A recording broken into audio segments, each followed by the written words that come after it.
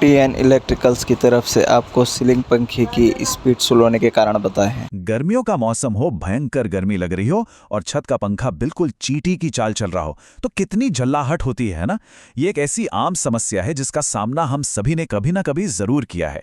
आज के इस एक्सप्लेनर में हम सीधे इसी परेशानी की जड़ तक जाएंगे और ये डीकोड करेंगे कि सीलिंग फैन की उस खोई हुई तेज स्पीड को वापस कैसे लाया जाए। अब एक बहुत ही दिलचस्प सवाल लेते हैं। अक्सर ऐसा क्यों होता है कि स्विच ऑन करने के बाद पंखा बस एक जगह अटका रहता है और तब तक चालू ही नहीं होता जब तक उसे हाथ से या किसी डंडे से धक्का ना दिया जाए। हल्का सा घुमाते ही वो फर्राटे से चलने लगता है। आखिर इसके पीछे क्या तकनीकी कारण हो सकता है, आइए समझते हैं। देखिए, जब भी कोई पंखा खराब होने वाला होता है तो वो कुछ बहुत ही साफ संकेत देता है। सबसे पहला लक्षण है बहुत ही धीमी स्पीड। पंखा ऐसा लगता है जैसे उसकी सारी ऊर्जा ही खत्म हो गई हो। दूसरा लक्षण है एक लगातार आने वाली हमिंग या भिनभिनाहट की आवाज जो कानों को बहुत चुभती है। और तीसरा, बिना हाथ से घुमाए उसका स्टार्ट न होना। ये तीनों लक्षण चीख चीख कर बता रहे होते हैं कि अंदर कुछ तो गड़बड़ है। तो चलिए आगे बढ़ते हैं भाग 1 की तरफ। छुपा हुआ हीरो, कैपेसिटर। अब सवाल ये है कि आखिर ये कैपेसिटर है क्या चीज। असल में ये एक बहुत ही छोटा सा इलेक्ट्रिकल पुर्जा होता है, लेकिन इसका काम बहुत बड़ा है। ये पंखे की स्पीड और इसे स्टार्ट होने के लिए जो शुरुआती पावर चाहिए होती है, उन दोनों को कंट्रोल करता है।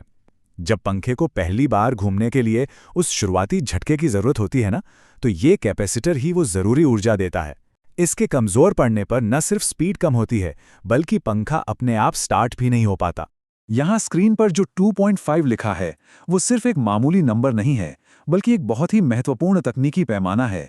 सीलिंग फैन के संदर्भ में यह 2.5 माइक्रोफैराड और 440 वोल्ट्स को दर्शाता है।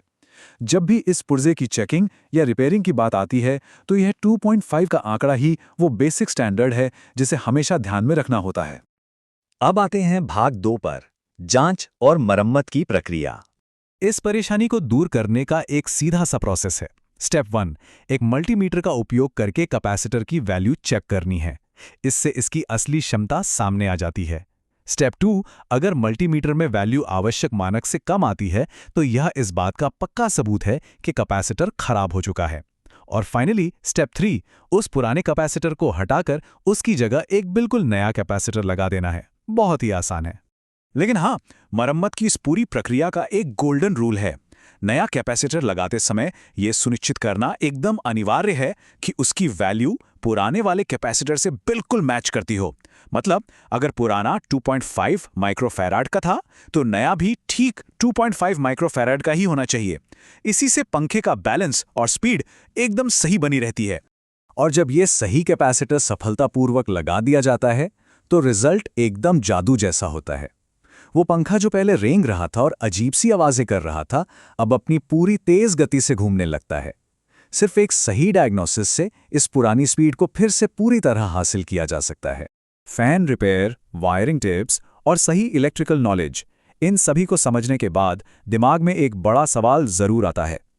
घर में इस्तेमाल होने वाले ऐसे और कौन-कौन से बड़े उपकरण हैं जिनकी भयंकर लगने वाली समस्याओं का समाधान ऐसे ही किसी छोटे से पुर्जे में छिपा हो सकता है। एक छोटी सी जानकारी किस तरह से हमारी बड़ी बड़ी परेशानियों को चुटकियों में खत्म कर सकती है, ये सच में सोचने वाली बात है। क्या पता अगली बार कौन सी मशीन ऐसे ही एक छोटे से फिक्स से एकदम नई जैसी हो जाए।